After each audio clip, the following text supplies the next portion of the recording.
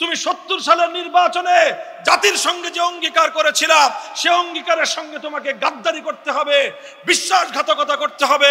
তুমি একটা সংবিধান তৈরি করবা, যেই সংবিধানের 4টি মূলনীতি হবে: জাতীয়তাবাদ, ধর্মনিরপেক্ষতাবাদ, গণতন্ত্র আর সমাজতন্ত্র। কোরআন বিরোধী 4 মূলনীতির মাধ্যমে বাংলাদেশের সংবিধান তৈরি করবার জন্য একটা প্রেসক্রিপশন তার পকেটের মধ্যে ঢুকায় দিল। আর সেই প্রেসক্রিপশন নিয়ে শেখ মুজিবুর রহমান সাহেব বাংলাদেশে এসে জাতির সঙ্গে কৃত তার সেই অঙ্গীকার এবং ওয়াদার কথা ভুলে গিয়ে সর্বপ্রথম বাংলার 7 কোটি মানুষের সঙ্গে তিনি গাদ্দারি করে কোরআন সুন্নাহ বিরোধী কোনো আইন তৈরি না করবার সেই অঙ্গীকার থেকে তিনি সরে গিয়ে কোরআনের জায়গায় ইসলাম বিরোধী ধর্মনিরপেক্ষতা নামক কুফরি মতবাদ জাতির উপর চাপিয়ে দিলেন। যে পাকিস্তান কায়েম করা হয়েছিল, সেখানে যদি কোরআনের আইন বাস্তবায়ন না করা যায়, পাকিস্তানের গদিতে আগুন ধরাও। তাওহীদ ফিল উলুহিয়্যাহ, তাওহীদ ফিল ইবাদাহ। একটা হলো ইবাদতের ক্ষেত্রে একত্ববাদ, আরেকটা হলো তাওহীদ ফিল হাকিমিয়্যাহ, আইন তৈরি করবার ক্ষেত্রেও একত্ববাদ। আল্লাহর একত্ববাদ শুধুমাত্র ইবাদতের ক্ষেত্রে মানলেই ঈমানদার হওয়া যায় না। ইবাদতের ক্ষেত্রে যেরকম আল্লাহর একত্ববাদকে বিশ্বাস করতে হয়, ঠিক তদ্রূপ আইন তৈরি করবার সার্বভৌম ক্ষমতার ক্ষেত্রেও আল্লাহ রাব্বুল আলামিনের তাওহীদ ফিল হাকিমিয়্যাতকে মানতে হবে। যারা তাওহীদ ফিল হাকিমিয়্যাতকে মানে না, তারা ওই রকম মুশরিক যারা সরস্বতীর পূজা করে, দুর্গার পূজা করলে একজন মানুষ যেই রকম মুশরিক হয়, আল্লাহর আইনের বিরুদ্ধে মানব রচিত কোন আইন মেনে নিলে একজন মানুষ তার সমান মুশরিক হয়। সমাজে মুসলমান নামধারী গিজগিজ করতেছে মুশরিক, মসজিদের মধ্যে নামাজের জন্য যারা কাতার হয়ে দাঁড়ায় গিজগিজ করতেছে মুশরিক, হজ করে আসতেছে প্রতিবার ডবল হাজি, ট্রিপল হাজি, চৌবল হাজি, প্রতি বছর হজ করে, প্রতি বছর উমরা করে, অথচ এই সকল হাজি আর গাজীদের মধ্যে গিজগিজ করতেছে মুশরিক। কারণ তারা আল্লাহ পাকের তাওহীদ ফিল হাকিমিয়্যাতকে বিশ্বাস করে না। আইন তৈরি করার ক্ষেত্রে আল্লাহর তাওহীদ এবং একত্ববাদকে তারা বিশ্বাস করে না। মুহতারাম হাজিরিন, এই তাওহীদ ফিল হাকিমিয়্যাতকে আজ আমাদেরকে বুঝতে হবে, ভালো করে মানতে হবে এবং জাতির মধ্যে এই দাওয়াত এবং এই মিশন বাস্তবায়ন করতে হবে। আমরা আমাদের এই সমাজের মধ্যে, আমাদের এই দেশের মধ্যে নানাভাবে এই তাওহীদুল হাকিমিয়্যাহকে অস্বীকার করে মানুষের কাঁধের উপর মানব রচিত আল্লাহর আইন বিরোধী আইনকে জাতির উপর চাপিয়ে দিয়ে এই জাতির জন্য শত শত বছর ধরে এক অভিশপ্ত শিরকের অভিশাপ আমাদের গলার উপর চাপিয়ে দেওয়া হয়েছে। মুসলমানদের ইতিহাস পর্যালোচনা করলে দেখা যায় মুসলমানদের মধ্যে এই ধরনের শিরক ছিল না। এই যে তাওহীদ ফিল হাকিমিয়্যাহকে অস্বীকার করা, আল্লাহর আইন ছাড়া, আল্লাহর আইনের জায়গায় কোনো গায়রুল্লাহর আইনকে বিশ্বাস করা, মেনে নেওয়া, এই অভিশপ্ত ধারা মুসলমানদের মধ্যে ছিল না। খায়রুল কুরুনে ছিল না, সাহাবীদের যুগে ছিল না, তাবেঈদের যুগে ছিল না, তাবেঈদের যুগে ছিল না। আতারি সম্প্রদায়েরা সর্বপ্রথম তাদের নেতা চেঙ্গিস খানের পক্ষ থেকে প্রণীত কিছু আইন, সেই আইনকেই তারা সমাজের মধ্যে, রাষ্ট্রের মধ্যে আল্লাহর আইনের বিরুদ্ধে গিয়ে সেই আইনকে তারা কার্যকর করলো, যেটাকে তারা ইয়াসেক বলতো। ইতিহাস এবং তাফসীরের কিতাবের পাতায় এভাবেই পাওয়া যায়। এই অভিশপ্ত ধারা মুসলমানদের উপর চালু হওয়ার পর মুসলিম উলামায়ে কেরাম, মুসলমানদের শাসকবর্গ, মুসলমানদের মুজাহিদিন ইসলাম অনেক রক্তের বিনিময়ে, অনেক ত্যাগের কোরবানির বিনিময়ে আবার মুসলমানদের ভিতর থেকে এই অভিশপ্ত ধারাকে বাতিল করেছে, উচ্ছেদ করেছে। মুসলিম সমাজের মধ্যে 1000 বছর পর্যন্ত আর সেই মানব রচিত কোনো আইন, আল্লাহর আইনের জায়গায় তারা চলতে দেয় নাই। এভাবেই পুনরুদ্ধার হয়েছে। তাতারিরা মুসলমান হয়ে গিয়েছে, অধিকাংশ তাতারি মুসলমান হয়ে তারা মানব রচিত সেই আইনের অভিশপ্ত ধারা থেকে ফিরে এসে আল্লাহর আইনের দ্বারাই তারা নিজেদের জীবনকে পরিচালিত করেছে। এভাবে চলতে চলতে মুসলিম সমাজের মধ্যে এটাই ছিল প্রধান ধারা। মুসলমানদের যতগুলো সাম্রাজ্য ছিল, সেই খেলাফতে বনু আব্বাসিয়ার পরে, দীর্ঘদিন পরে আবার খেলাফতে ওসমানিয়া, সেই খেলাফতে ওসমানিয়ার যুগেও মুসলিম সমাজের মধ্যে প্রায় এই যে বর্তমান আজকের পৃথিবীর মানচিত্রের মধ্যে প্রায় 57টা মুসলিম দেশ আছে। আর প্রতিটা দেশে খেলাফতের অন্তর্ভুক্তির কারণে সেখানে আইন চলতো একমাত্র কার? চিৎকার করে বলেন, আইন চলতো একমাত্র কার? এটা ছিল মুসলমানদের ঈমানের বিষয়। মুসলমানরা যেরকম ইবাদতের ক্ষেত্রে এক আল্লাহর একত্ববাদকে বিশ্বাস করত, আইন তৈরি করার ক্ষেত্রেও আল্লাহর একত্ববাদকে মুসলমানরা বিশ্বাস করত। আর এজন্যই মুসলমানরাই ছিল পৃথিবীতে একমাত্র একত্ববাদী জাতি। মুসলমানদের শত্রুরা ষড়যন্ত্র করে মুসলমানদের এই একত্ববাদকে কেড়ে নেওয়ার পায়তারা করলো। আর এরপরে ইউরোপের শিল্প বিপ্লবের পরে যখন ইউরোপ ইসলামের উপর, মুসলিম বিশ্বের উপর সাম্রাজ্যবাদী আগ্রাসন পরিচালনা করলো, মুসলমানদের বিশাল একটা অঞ্চল ব্রিটিশরা দখল করে ব্রিটিশ সাম্রাজ্যের অন্তর্ভুক্ত করে নিল। মুসলমানদের আরেকটা বিশাল অঞ্চল ফ্রান্স দখল করে ফ্রান্সের সাম্রাজ্যের অন্তর্ভুক্ত করে নিল। আরেকটা বিশাল অঞ্চল ইতালি দখল করে ইতালির সাম্রাজ্য সেখানে স্থাপন করলো। ইতালিয়ান সাম্রাজ্য, ফ্রান্সিসি সাম্রাজ্য আর এই ব্রিটিশ সাম্রাজ্য, তারা মুসলিম সমাজের মধ্যে সবচেয়ে ভয়ঙ্কর যেই কাজটা করলো সেই কাজ হলো মুসলিম সমাজ থেকে আইনের ক্ষেত্রে আল্লাহ পাকের একত্ববাদ, তাওহীদ ফিল হাকিমিয়্যতকে উৎখাত করে আল্লাহর আইনের জায়গায় তারা তাদের পক্ষ থেকে মানব রচিত আইন জাতির উপর, মুসলমানদের উপর চাপিয়ে দিল। এই যখন মুসলমানদের উপর যখন এই অভিশাপ চেপে বসলো, মুসলমানদের উপর যখন এই অভিশাপ চেপে বসলো, মুসলমানদের অভিভাবক আলেম সমাজ এক মুহূর্তের জন্য নীরব আর নিস্তব্ধ হয়ে যাননি। মুসলমানদের উপর এই অভিশাপ চেপে বসার সঙ্গে সঙ্গে পৃথিবীর প্রতিটি জনপদ থেকে মজলুম ওলামায়ে কেরাম তাদের জীবনের মায়াকে ত্যাগ করে জানকে হাতের উপর নিয়ে এই তাওহীদ ফিল হাকিমিয়্যত, আল্লাহর একত্ববাদকে বাস্তবায়ন করার জন্য সাম্রাজ্যবাদের বিরুদ্ধে অসম লড়াই আর যুদ্ধ শুরু করে দিলেন। আমাদের এই পাক ভারত উপমহাদেশে সর্বপ্রথম শাহ আব্দুল আজিজ মুহাদ্দিস দেহলভী রহমতুল্লাহি আলাইহি তিনি বললেন যে আমার দেশ থেকে আল্লাহর আইনকে উৎখাত করে দিয়ে ব্রিটিশরা তাদের আইন বাস্তবায়ন করেছে, সুতরাং এই দেশে যত সংখ্যক মুসলমান থাকুক না কেন, যে দেশের আইন হয় গায়রুল্লাহর আইন, সেই দেশের শতকরা 100% মুসলমান থাকলেও সেই দেশটা মুসলমানদের দেশ এবং ইসলামী দেশ থাকে না, সেই দেশটা হয়ে যায় দারুল হরব। সেই দারুল হরবের ফতোয়া দিলেন এবং তিনি বললেন এই দারুল হরবকে আবার দারুল ইসলামে পরিণত করা, অর্থাৎ এই মুসলিম জনপদ থেকে গায়রুল্লাহর বিধান এবং গায়রুল্লাহর আইনকে উচ্ছেদ করে আবার আল্লাহর আইন বাস্তবায়ন করার জন্য জিহাদ করা মুসলমানদের জন্য ফরজ। এই ফতোয়ার পর শুরু হলো মুসলমানদের লড়াইয়ের প্রস্তুতি, জিহাদের প্রস্তুতি, যুদ্ধের প্রস্তুতি। অসম লড়াইয়ের প্রস্তুতি নিতে নিতে 1757 সালে ব্রিটিশরা আমাদের দেশে তাদের সাম্রাজ্যের থাবা বিস্তার করার পর আল্লাহর আইনকে উচ্ছেদ করে মানব রচিত আইনের দ্বারা যখন তারা আমাদেরকে শাসন করতে আরম্ভ করলো, 1757 সালের পর 1831 সালে সর্বপ্রথম সৈয়দ আহমদ শহীদ রহমতুল্লাহি আলাইহির নেতৃত্বে আল্লাহর জমিনে আল্লাহর আইন বাস্তবায়নের সেই ধারাকে আবার ফিরিয়ে আনার জন্য জিহাদ হলো, লড়াই হলো। লড়াই হলো বালাকোটের রণাঙ্গনে, জিহাদ হলো বালাকোটের জিহাদ। সেই জিহাদে আমাদের পূর্বপুরুষরা রক্ত দিলেন, জীবন দিলেন, শাহাদাত বরণ করলেন, কিন্তু আল্লাহর আইন বাস্তবায়ন করার চেষ্টা থেকে এক কদম তারা পিছপা হলেন না। 1831 সালের 5ই মে বালাকোটের রণাঙ্গনে রক্তস্নাত ইতিহাস প্রতিষ্ঠিত হয়েছিল শুধুমাত্র এজন্য যে আইন চলবে আল্লাহর জমিনে একমাত্র কার। ওনারা শাহাদাত বরণ করলেন, আন্দোলন পরাস্ত হলো, ওনারা থেমে গেলেন না, আবার নতুন করে প্রস্তুতি গ্রহণ করলেন। 1857 সালের আগে 19 শতকের মাঝামাঝি সময়ে আমাদের পূর্বপুরুষগণ তারা খেলাফতের ঘোষণা দিলেন।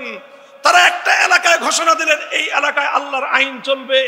সেই এলাকাটাকে তারা খেলাফত ঘোষণা করে সেই খেলাফতের একটা রাজধানী দারুল মামলাকা ঘোষণা করলেন। থানা ভবন, থানবী রহমতুল্লাহ আলাইহির যে জন্মভূমি, সেই থানা ভবনকে বললেন এটা হলো আমাদের রাষ্ট্র, আমাদের খেলাফতের প্রধান কেন্দ্র। সেই দারুল খেলাফার প্রধান হলেন আমিরুল মুমিনিন হাজী ইমদাদুল্লাহ মুহাজির মক্কি রহমতুল্লাহ আলাইহি। সেই খেলাফতের চিফ জাস্টিস হলেন রশিদ আহমদ গাঙ্গুহি রহমতুল্লাহ আলাইহি। সেই খেলাফতের প্রধানমন্ত্রী হলেন কাসেম নানুতুবি রহমতুল্লাহ আলাইহি। সেই খেলাফতের প্রধান সেনাপতি হলেন হাফেজ জামিন শহীদ রহমতুল্লাহ আলাইহি। তারা ঘোষণা করলেন আমাদের অধিকৃত এই এলাকায় একমাত্র আইন চলবে কার? আমরা ব্রিটিশের আইন মানি না, আল্লাহর আইনের জায়গায় কোনো গায়রুল্লাহর আইন আমরা মানি না। ওনারা ব্রিটিশের আইন অমান্য করার স্পষ্ট ঘোষণা দিয়ে দিলেন। শুরু হলো ব্রিটিশের সঙ্গে লড়াই, শুরু হলো যুদ্ধ, শুরু হলো আজাদির সংগ্রাম, শুরু হলো সশস্ত্র যুদ্ধ, স্বাধীনতার যুদ্ধ। 1857 সালে শামলীর রণাঙ্গনে হলো জিহাদ। সেই জিহাদে মুসলিম রাষ্ট্রের মুসলিম খেলাফতের প্রধান সেনাপতি হাফেজ জামিন রহমতুল্লাহ আলাইহি শাহাদাত বরণ করলেন। মুসলমানদের অকাতরে রক্ত ঝরলো, হাজার হাজার আলেম সমাজকে ধরে ধরে ফাঁসি কাস্টে ঝুলানো হলো। ইতিম হলো আলেমদের সন্তান, বিধবা হলো আলেমদের স্ত্রীরা, কোল খালি হলো আলেম সম্প্রদায়ের মায়েদের। তারা সব কিছু সহ্য করে নিলেন, বরদাস্ত করে নিলেন, কিন্তু আল্লাহর জমিনে গায়রুল্লাহর কোনো আইন তারা মেনে নেন নাই। ওনারা সশস্ত্র সংগ্রামে বিজয়ী হতে পারলেন না। ওনারা আবার নতুন করে শুরু করলেন। 1857 সালের 10 বছর পরে 1866 সালে দারুল উলুম দেওবন্দ প্রতিষ্ঠা করলেন আর ঘোষণা করলেন দেখতে দেখা যায় একটা শিক্ষা প্রতিষ্ঠান, কিন্তু দারুল উলুম দেওবন্দ এটা কোনো শুধু নিছক শিক্ষা প্রতিষ্ঠান নয়, বরং এই শিক্ষা প্রতিষ্ঠান থেকে আল্লাহর জমিনে আবার আল্লাহর দ্বীন, আল্লাহর আইন বাস্তবায়ন করার সংগ্রামী তৈরি করার কারখানা হিসেবে আমরা এটাকে শুরু করলাম যাত্রা। 1866 সালে যাত্রা শুরু হয়ে 90 বছর পর্যন্ত সংগ্রাম চললো, 80 বছর পর্যন্ত সংগ্রাম চললো। 80 বছরের সংগ্রামের পর 1947 সালে ইংরেজরা, ব্রিটিশরা এই দেশ ছেড়ে যাওয়ার জন্য তারা সম্মত হলো। তারা বলল আমরা এই দেশটা ছেড়ে যাব। যখন এই দেশটা ছেড়ে যাওয়ার জন্য তারা সম্মত হলো, রাজি হলো, তখন এই ভারতবর্ষে মূলত 2 সম্প্রদায়ের বসবাস ছিল। একটা সম্প্রদায় ছিল হিন্দু, অপর সম্প্রদায় ছিল মুসলিম। হিন্দুরা সংখ্যায় বেশি ছিল, মুসলমানরা সংখ্যায় তাদের চেয়ে তুলনামূলক কম ছিল। তখন মুসলমানরা চিন্তা করলো যদি আমরা হিন্দু আর মুসলিম মিলে আবার একত্রিত হই, তাহলে আমরা এখানে আল্লাহর আইন বাস্তবায়ন করতে গেলে, কোরআনের আইন বাস্তবায়ন করতে গেলে, শরীয়তের বিধান বাস্তবায়ন করতে গেলে হিন্দুরা এটার বিরুদ্ধাচরণ করতে পারে। সুতরাং আমরা হিন্দুদের সঙ্গে একসাথে থাকবো না, আমরা একটা আলাদা রাষ্ট্র চাই, আমরা একটা আলাদা ভূখণ্ড চাই। সেই ভূখণ্ডে আমরা মুসলমানরা আমরা আমাদের আল্লাহর আইন, আল্লাহর কোরআনের বিধান, ইসলামী শরীয়তের শাসন ব্যবস্থা বাস্তবায়ন করব। এটা নিয়ে সংগ্রাম শুরু হলো, আন্দোলন শুরু হলো। একদিকে হিন্দুস্তান ভারত, আর একদিকে হলো পাকিস্তান, যেই পাকিস্তানের মাটিতে বাস্তবায়ন হবে আল্লাহর কোরআন। মুহতারাম হাজিরিন, এই পাকিস্তান ভারতবর্ষে যেই সকল অঞ্চলগুলোতে মুসলমানদের সংখ্যাধিক্য ছিল তার বেশিরভাগ অঞ্চল ছিল সেই পাকিস্তানের, সেই আপনার পাঞ্জাব, খাইবার পখতুনখোয়া এবং তাদের বেলুচিস্তান সহ অনেকগুলো এলাকায় সেখানে মুসলমানদের সংখ্যাধিক্য ছিল। আর তাদের থেকে অনেক দূরে বিচ্ছিন্ন এক এলাকায়, একটা প্রান্তিক এলাকায়, এই বঙ্গ অঞ্চলের অর্ধেকে পূর্ববঙ্গের এই অঞ্চলে এখানেও ছিল মুসলমানদের সংখ্যাধিক্য। তখন এই মুসলমানরা তারা অনেক ত্যাগ আর কোরবানি স্বীকার করার জন্য প্রস্তুত হলো। ইতিহাস বলে আল্লাহর জমিনে আল্লাহর আইনের দ্বারা শাসিত হওয়ার জন্য যেই সম্প্রদায়ের সবচেয়ে বেশি ত্যাগ আর কোরবানি রয়েছে সেটা বেলুচিস্তানের মানুষ নয়, সেটা পাঞ্জাবের মানুষ নয়, সেটা খাইবার পাখতুনখোয়ার মানুষ নয়, সেটা সীমান্ত প্রদেশের মানুষ নয়, বরং আল্লাহর জমিনে আল্লাহর আইনের দ্বারা শাসন ব্যবস্থা কায়েম করার জন্য যারা সবচেয়ে বেশি ত্যাগ কোরবানির নজরানা পেশ করলো সেই ভূখণ্ডের নাম, সেই সম্প্রদায়ের নাম হলো, ভূখণ্ডের নাম হলো পূর্ববঙ্গ, আর সেই সম্প্রদায়ের নাম হলো বাঙালি মুসলমান। আলহামদুলিল্লাহ, আমরা আমাদের পূর্বপুরুষদেরকে নিয়ে গৌরব করি, অহংকার করি। মীর নেসার আলী তিতুমীর রহমতুল্লাহ আলাইহি আল্লাহর জমিনে আল্লাহর আইন বাস্তবায়ন করার জন্য প্রতিরোধ সংগ্রাম করলেন। অস্ত্র নাই, শস্ত্র নাই, শক্তি নাই, বাঁশ দিয়ে কেল্লা নির্মাণ করলেন। বাঁশের লেঠেল বানায়ে ইংরেজদের বিরুদ্ধে আল্লাহর বিধানকে বাস্তবায়ন করার জন্য যুদ্ধ করলেন, লড়াই করলেন। ইংরেজরা বন্দুক দিয়ে, তোপ কামান দিয়ে তিতুমিরের বাঁশের কেল্লা আগুন দিয়ে জ্বালিয়ে দিল। তিতুমিরের লাঠিয়ালদের বিরুদ্ধে বন্দুক নিয়ে তারা যুদ্ধ করলো। তিতুমির এবং তার লাঠিয়াল বাহিনী শাহাদাত বরণ করলেন, রক্ত দিয়ে আল্লাহর জমিনকে রঞ্জিত করলেন। কিন্তু আল্লাহর আইনের জায়গায় গায়রুল্লাহর আইনের সামনে মাথা নত করলেন না। আমাদের এদেশের আরেকজন বিপ্লবী সংগ্রামী, স্বাধীনতার এক মহানায়কের নাম হাজী শরীয়তুল্লাহ রহমতুল্লাহি আলাইহি। হাজী শরীয়তুল্লাহর আন্দোলন ইতিহাস থেকে পড়ুন। তার আন্দোলনের নাম ছিল ফরায়েজি আন্দোলন। তিনি এক জামাত গঠন করলেন, সেই জামাতের নাম ছিল ফরায়েজি জামাত। ফরায়েজি মানে কি? ফরায়েজি মানে হলো আল্লাহর ফরজ বিধানগুলো বাস্তবায়ন করার আন্দোলন। তিনি আল্লাহর ফরজ বিধান বাস্তবায়ন করার জন্য আন্দোলন শুরু করলেন। সেই আন্দোলনে অসংখ্য মানুষ রক্ত দিল, জীবন দিল, শাহাদাত বরণ করলো। এই বাংলা জনপদের মুসলমানরা শত শত বছর পর্যন্ত আল্লাহর জমিনে আল্লাহর আইনের দ্বারা শাসিত হওয়ার জন্য ত্যাগ, কোরবানি আর শাহাদাতের অসংখ্য নজরানা পেশ করেছেন। এরপরে দেখেন, যখন 1947 সাল আসলো, এই ভারতবর্ষ স্বাধীন হবে। ভারতবর্ষ স্বাধীন হওয়ার সময় এই বাংলার মুসলমানদের সামনে দুটো অপশন ছিল, দুটো সুযোগ ছিল। একটা হলো নিজেদের পার্শ্ববর্তী বিশাল ভারতের সঙ্গে একত্রিত হয়ে বিশাল একটা সাম্রাজ্য এবং বিশাল একটা দেশের নাগরিক হওয়া, অনেক বড় দেশের নাগরিক হওয়া। আরেকটা অপশন ছিল, না, এত বড় দেশের নাগরিক নয়, এত ফ্যাসিলিটি আর এত সুযোগ সুবিধা নয়, নিকটবর্তী বিশাল অঞ্চলের হিন্দুদের সঙ্গে নয়, বরং 7 সমুদ্র 13 নদীর ওপারের মুসলমানদের সঙ্গে সংঘবদ্ধ হয়ে আমরা ভূখণ্ড ছোট পেতে পারি, কিন্তু আমরা এমন একটা ভূখণ্ড চাই যেই ভূখণ্ডে আইন হবে কার? জোরে বলেন, সেই ভূখণ্ডে আইন হবে কার? 1947 সালের বাংলার এই জনপদের মুসলমানরা অনেক বড় স্যাক্রিফাইস করেছিল, অনেক বড় ত্যাগ আর কোরবানি করেছিল। পশ্চিম পাকিস্তানের মুসলমানরা সেই ত্যাগ আর কোরবানি স্বীকার করতে পারে নাই। এই বাংলার মুসলমানরা যেই ত্যাগ আর কোরবানি স্বীকার করেছে, আল্লাহর আইনের দ্বারা, কোরআনী সংবিধানের দ্বারা রাষ্ট্র পরিচালিত হওয়ার ক্ষেত্রে এই বাংলাদেশের মানুষ 98% তারা সমর্থন জানিয়েছিল, অথচ পশ্চিম পাকিস্তানের লোকেরা সমর্থন জানিয়েছিল মাত্র 60 থেকে 70%। অর্থাৎ আল্লাহর জমিনে আল্লাহর বিধান বাস্তবায়ন করার ক্ষেত্রে মুসলমানদের জন্য কোরআনী শাসনতন্ত্রের মাধ্যমে রাষ্ট্র গঠন করার জন্য, পাকিস্তান গঠন করার জন্য পাকিস্তানের, পশ্চিম পাকিস্তানের মানুষের যত আবেগ এবং তাদের যত ত্যাগ আর কোরবানি ছিল, তার চেয়ে অনেক বেশি ত্যাগ আর কোরবানি ছিল এই বাংলার মুসলমানদের। এরপরের ইতিহাস আমাদের সঙ্গে বিশ্বাসঘাতকতার ইতিহাস। এরপরের ইতিহাস পশ্চিম পাকিস্তানের স্বৈর শাসক খান পাঠানরা বাংলাদেশের মুসলমানদের ত্যাগ আর কোরবানির প্রতি বৃদ্ধাঙ্গুলি প্রদর্শন করে আমাদের শাহাদাতের রক্তের সঙ্গে গাদ্দারি করবার ইতিহাস। 24 বছর পর্যন্ত পাকিস্তান টিকে থাকলো। আলেম সমাজ বারবার বললেন, 1947 সালের 15ই আগস্ট ব্রিটিশদের কাছ থেকে আমরা দেশটাকে মুক্ত করেছি, স্বাধীন করেছি। আমাদের দেশের আলেম সমাজ বলেছিলেন, বাড়ির কাছের কলকাতা থাকতে, বাড়ির কাছের হিন্দুস্তান থাকতে, হিন্দুস্তানকে লাথি মেরে সেই 7 সমুদ্র পাড়ি দিয়ে পাকিস্তানের সঙ্গে একীভূত হলাম। আমাদের লাহোর, পাঞ্জাব আর করাচির প্রতি আমাদের কোনো দুর্বলতা এবং কোনো আকর্ষণ ছিল না, আমাদের আকর্ষণ ছিল একমাত্র আল্লাহর কোরআনের প্রতি। কিন্তু তারা আমাদের জাতির সঙ্গে গাদ্দারি করেছে, বিশ্বাসঘাতকতা করেছে।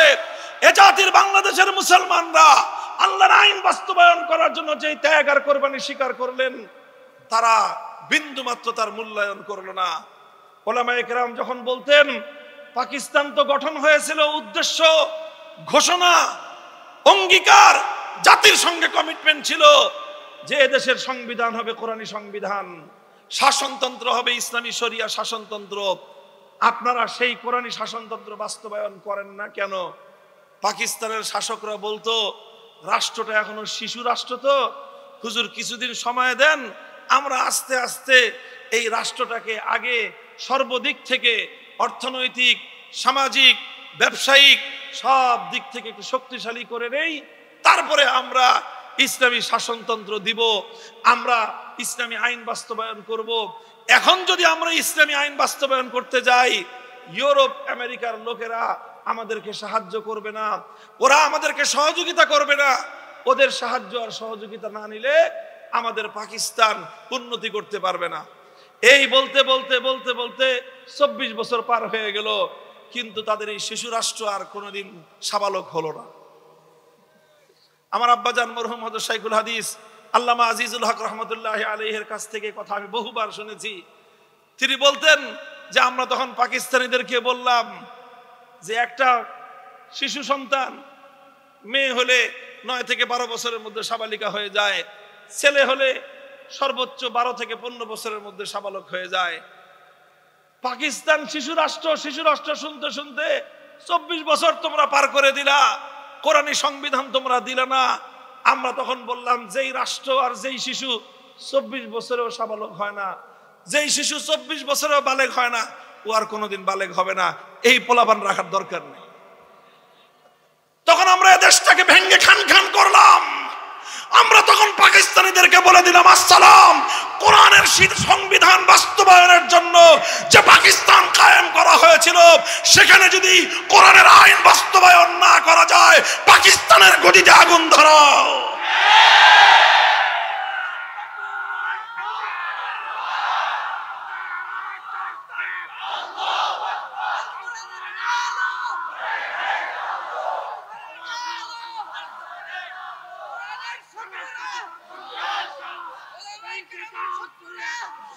মুহতারাম হাজিরিন, এই যখন পাকিস্তানিদের সঙ্গে আলেম সমাজের দ্বিধাদ্বন্দ্ব, আলেম সমাজের যখন এটা নিয়ে তাদের সঙ্গে দ্বন্দ্ব আর লড়াই চলছে, আলেমরা বলতেছে যে উদ্দেশ্যে, যে অঙ্গীকার করে মুসলমানদের জন্য আলাদা ভূখণ্ড নেওয়া হয়েছিল, সে অঙ্গীকার তোমরা বাস্তবায়ন করো, আমরা কোরআনের সংবিধান চাই। তারা বলতে থাকলো শিশু রাষ্ট্র, শিশু রাষ্ট্র, শিশু রাষ্ট্র। এই কথা যখন চূড়ান্ত পর্যায়ে চলে গেল, 1970 সালে একটা জাতীয় নির্বাচন আসলো।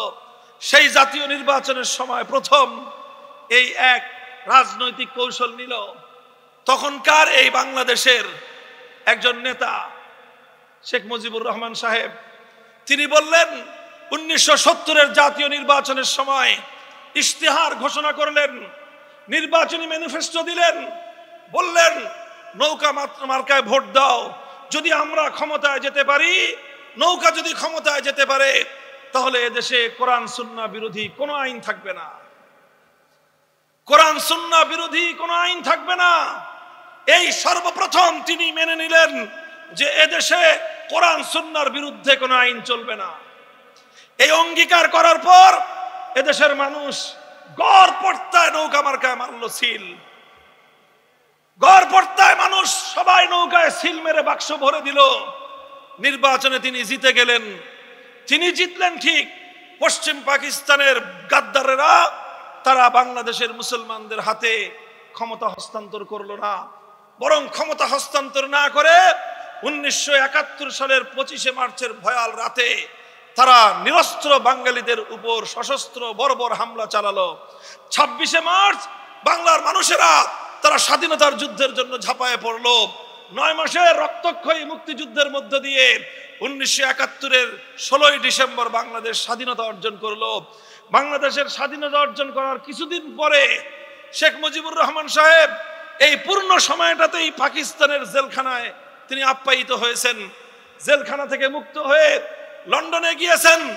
ভারতের ইন্দিরা গান্ধীর সঙ্গে দেখা সাক্ষাৎ করে কথাবার্তা বলে তিনি যখন বাংলাদেশে আসবেন, তখন শ্রীমতী ইন্দিরা গান্ধী শেখ মুজিবুর রহমান সাহেবের মুজিব কোটের পকেটের মধ্যে একটা চিরকুট ধরায় দিলেন। আর সেই চিরকুটের মধ্যে লেখা থাকলো, তুমি যে দেশ গঠন করবা, তোমরা যেই দেশটা স্বাধীন করেছো, সেই দেশের সংবিধান কোরআন সুন্নাহর সংবিধান হবে না। তুমি 70 সালের নির্বাচনে জাতির সঙ্গে যে অঙ্গীকার করেছিলা, সে অঙ্গীকারের সঙ্গে তোমাকে গাদ্দারি করতে হবে, বিশ্বাসঘাতকতা করতে হবে। তুমি একটা সংবিধান তৈরি করবা, যেই সংবিধানের 4টি মূলনীতি হবে জাতীয়তাবাদ, ধর্মনিরপেক্ষতাবাদ, গণতন্ত্র আর সমাজতন্ত্র, কোরআন বিরোধী 4 মূলনীতির মাধ্যমে বাংলাদেশের সংবিধান তৈরি করবার জন্য একটা প্রেসক্রিপশন তার পকেটের মধ্যে ঢুকায় দিল। আর সেই প্রেসক্রিপশন নিয়ে শেখ মুজিবুর রহমান সাহেব বাংলাদেশে এসে জাতির সঙ্গে কৃত তার সেই অঙ্গীকার এবং ওয়াদার কথা ভুলে গিয়ে সর্বপ্রথম বাংলার 7 কোটি মানুষের সঙ্গে তিনি গাদ্দারি করে কোরআন সুন্নাহ বিরোধী কোনো আইন তৈরি না করবার সেই অঙ্গীকার থেকে তিনি সরে গিয়ে কোরআনের জায়গায় ইসলাম বিরোধী ধর্মনিরপেক্ষতা নামক কুফরি মতবাদ জাতির উপর চাপিয়ে দিলেন।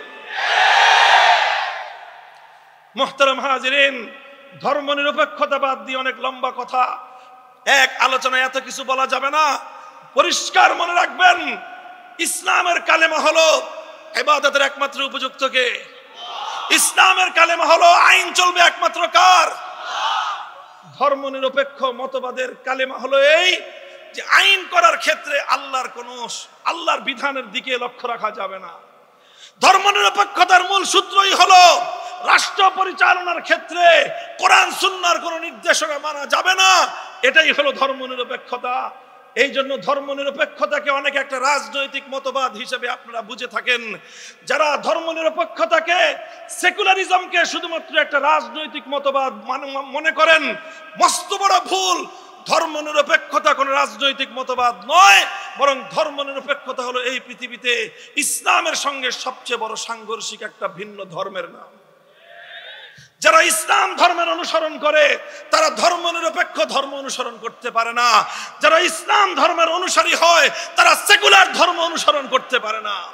কারণ ইসলাম বলে কোরআন আইনের সূত্র হবে কোরআন সুন্নাহ, ধর্মনিরপেক্ষতা বলে আইনের সঙ্গে কোরআন সুন্নাহর কোনো সম্পর্ক থাকতে পারবে না। বরং আমি তো বলি যে ধর্মনিরপেক্ষ ধর্মটা, এই যে সেকুলার ধর্ম, এটা এক বিবেচনায় হিন্দু, বৌদ্ধ, ইহুদি, খ্রিস্টান ধর্মের চেয়েও ইসলামের জন্য আরো বেশি ভয়ঙ্কর। বলবেন কেন? কারণ হলো এই, একজন মানুষ যদি হিন্দু হয় সবাই বুঝে যে ও মুসলমান না। কথা বলেন, কোন মানুষ কোন হিন্দুকে কোনদিন মুসলমান মনে করে? কারণ হিন্দু তো হিন্দুই, আবার মুসলমান হয় কিভাবে? কোন মানুষ যদি বৌদ্ধ, খ্রিস্টান হয়, কেউ তাকে মুসলমান মনে করে? তার জন্য, এই জন্য তাকে ইসলামের দাওয়াত দেয়, ভাই তুমি ইসলামের কালিমা গ্রহণ করো, চিরস্থায়ী জাহান্নাম থেকে তুমি মুক্তি পেয়ে যাবা। এই জন্য একজন মানুষ একসাথে হিন্দু আর মুসলিম হতে পারে না, একজন মানুষ একসাথে খ্রিস্টান আর মুসলমান হতে পারে না, একজন মানুষ একই সঙ্গে বৌদ্ধ, ইহুদি আর মুসলমান হতে পারে না। কারণ সবাই জানে হিন্দু, বৌদ্ধ, ইহুদি, খ্রিস্টান হলে মুসলমান হওয়া যায় না। কিন্তু মানুষ এটা জানে না যে সেকুলার হলেও মুসলমান হওয়া যায় না। এই জন্য আজ গোটা মুসলিম সমাজের মধ্যে মুসলিম নামধারী সেকুলারে ভরে গেছে। সেকুলার মুসলিম অর্থ হলো হিন্দু মুসলিম। সেকুলার মুসলিম মানেই হলো হিন্দু মুসলিম, সেকুলার মুসলিম মানেই হলো খ্রিস্টান মুসলিম। আপনারা বলেন, দুনিয়াতে খ্রিস্টান মুসলিম নামক কোন পদার্থ পৃথিবীতে খুঁজে পাওয়া যাবে? কোন মানুষ একই সঙ্গে খ্রিস্টান মুসলিম হতে পারে? কোন মানুষ একসঙ্গে হিন্দু মুসলিম হতে পারে? কোন মানুষ একই সঙ্গে বৌদ্ধ মুসলিম হতে পারে? হিন্দু, বৌদ্ধ, খ্রিস্টান যেরকম মুসলিম হতে পারে না, কোন ব্যক্তি সেকুলার হলে সেও মুসলিম হতে পারে না। আশ্চর্যজনক ভাবে এই পাশ্চাত্যের ইহুদিরা, পাশ্চাত্যের ইহুদি চক্রান্ত সারা দুনিয়ার মুসলিম সমাজের মধ্যে সেকুলারিজমের মতো বিষাক্ত এক ধর্ম চালিয়ে দিয়ে লক্ষ লক্ষ মুসলমানদের ঈমান হরণ করে তাদেরকে বেঈমান বানায় সেকুলার ধর্মের অনুসারী বানিয়ে মুসলমানদের সমাজকে জাহান্নামের আগুন দিয়ে জ্বালিয়ে ছারখার করে দিয়েছে। আমি বলেছিলাম, সেই যে ৭০ সালের নির্বাচনের সময় শেখ মুজিবুর রহমান সাহেবের অঙ্গীকার ছিল কোরআন সুন্নাহ বিরোধী কোনো আইন তৈরি করা হবে না। 1971 সালে, 72 সালে এসে তিনি তার সেই অঙ্গীকারের সঙ্গে গাদ্দারি করলেন। তিনি তার সেই কমিটমেন্টকে ভঙ্গ করলেন। তিনি তার সেই ওয়াদা ভঙ্গ করে কোরআন সুন্নাহ বিরোধী শুধু আইন তৈরি করলেন না, বরং সম্পূর্ণ কোরআন সুন্নাহর সঙ্গে শতভাগ সাংঘর্ষিক ধর্মনিরপেক্ষ কুফরি মতবাদের দ্বারা এক কুফরি সংবিধান এদেশের মুসলমানদের উপর চাপিয়ে দিলেন। চলল 72 থেকে 75 পর্যন্ত। ইতিহাসের ধারাটা বুঝবেন। আমার আখেরি কথা হলো, আজ আমরা যেই পর্যায়ে দাঁড়িয়ে আছি, এই পর্যায়ে দাঁড়িয়ে আলেম সমাজের পক্ষ থেকে, মুসলিম জনতার পক্ষ থেকে, তাওহীদি জনতার পক্ষ থেকে, বিপ্লবীদের পক্ষ থেকে এই জাতি এবং এই রাষ্ট্র কর্ণধারদের কাছে আমাদের স্পষ্ট একটা পয়গাম দেওয়া দরকার। এটাই হলো আমার মূল মেসেজ, মূল বক্তব্য। 1972-এর পরে 75 পর্যন্ত চললো এই জিনিস। 75-এর পট পরিবর্তনের পরে যারা ক্ষমতায় আসলেন কিছু কিছু চেঞ্জ করতে চেষ্টা করলেন। সেই চেঞ্জিং এর মধ্যে কয়েকটা গুরুত্বপূর্ণ চেঞ্জিং ছিল। 3টা বড় বড় গুরুত্বপূর্ণ পরিবর্তন হয়েছে। সেই পরিবর্তনগুলোর মাধ্যমে পরিপূর্ণ না হলেও সেই সেকুলার মতবাদ থেকে একটু একটু করে ইসলামের দিকে দেশকে, সংবিধানকে এগিয়ে আনার চেষ্টা করা হয়েছে। তার মধ্যে প্রথম ছিল সংবিধানের শুরুতে বিসমিল্লাহির রহমানির রহিম সংযুক্ত করা হলো। 2 নম্বর, সংবিধানের শুরুতে সব কিছুর জন্য আল্লাহর উপর অবিচল আস্থা এবং বিশ্বাসকে সংবিধানের মূল ভিত্তি হিসেবে স্থাপন করা হলো। আল্লাহর উপর অবিচল আস্থা এবং বিশ্বাস, এই ভিত্তি যখন স্থাপিত হয়, আসলে এই ভিত্তির মাধ্যমেই সংবিধানের মধ্যে কোরআন সুন্নাহ বিরোধী যতগুলো ধারা আছে সবগুলো ধারা স্বয়ংক্রিয়ভাবে বাতিল হয়ে যাওয়ার কথা। এই জন্যই এই কথাটা বুঝতে পেরেছে এই সেকুলার ধর্মের ধ্বজাধারীরা। এই জন্য সুযোগ পাওয়ার পর সর্বপ্রথম তারা সংবিধান থেকে আল্লাহর উপর অবিচল আস্থা এবং বিশ্বাসকে তারা মুছে ফেলেছে। কারণ আল্লাহর উপর অবিচল আস্থা এবং বিশ্বাস যদি থাকে, তাহলে কোরআন সুন্নাহ বিরোধী কোনো আইন, কোনো নীতি, কোনো সংবিধানের ধারা এখানে থাকতে পারে না।